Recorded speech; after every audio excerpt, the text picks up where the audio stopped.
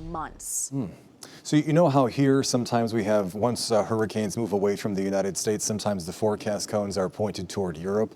This is kind of like the equivalent of that in the Pacific Basin. What was once a typhoon was actually near Japan, and then it weakened, was no longer a typhoon, but the remnants are what hit Alaska, and that's what caused all that terrible flooding and displaced an awful lot of people, like you mentioned, for a long time.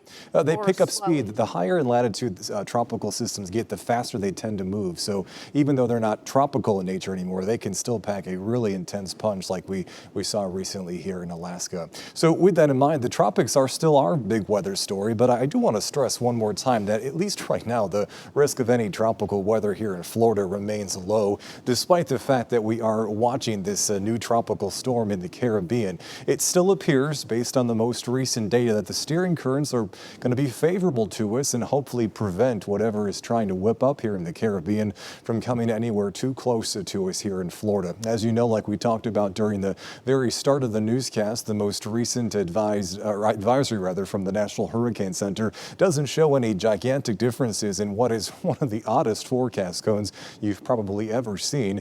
Instead of taking a cone shape, it looks more like a giant circle, and that's a reflection of just how slow this system is forecast to move here. That takes you all the way through Sunday, and it's barely traveled more than 300 miles. So that's awfully slow for a tropical system, especially at that particular latitude. Now, the forecast model comparison of each of these lines shows you a different forecast model's idea as to where it thinks the center of the system is going to go. It's understandable why the Hurricane Center drew the forecast cone, or the forecast circle, however you want to phrase it here, because that's where the majority of the data continues to point it. Now, beyond that, some data still suggests it'll start to get picked up by these steering currents to get pushed away from Florida, but it's just too early to be set in stone. There's too many question marks, especially for areas around the Caribbean, as to who's going to see the worst with this system whipping up here. But again, the steering currents are what we have to focus on, and because of cold fronts moving across the state of Florida in the next few days, that is what is currently still forecast to push this tropical system away from us here from our local perspective.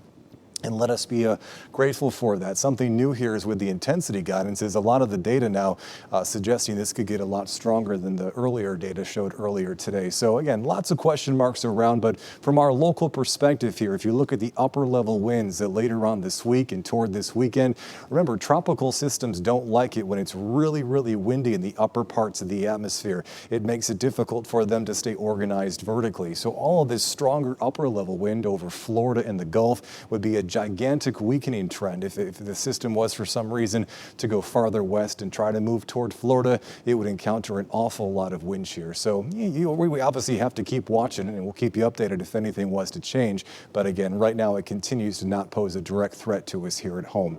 Now tomorrow, one of those cold fronts that we've been talking about is going to start moving closer to our area. Out and ahead of it, we might have enough instability like earlier today to fire off at least an isolated shower or rumble of thunder or two, but overall the coverage of rainforest tomorrow once again looks relatively isolated. This is all out in anticipation of the first of a few fronts to impact our local area, but it's October and these types of cold fronts don't really do too much to our weather. Obviously not going to bring us very much in the way of rain, but it also doesn't do too much to cool down the temperatures. It will knock the nighttime lows down a few degrees, and it will keep the high temperatures in the afternoon more in the 80s as opposed to the 90s, but that's about it. Remember though, even though we don't see a gigantic change to our local weather because of these fronts, they're helping the steering currents hopefully keep that tropical system away from us. So with everything in mind here, our local weather forecast still in control here along the Gulf Coast. Elise, back to you.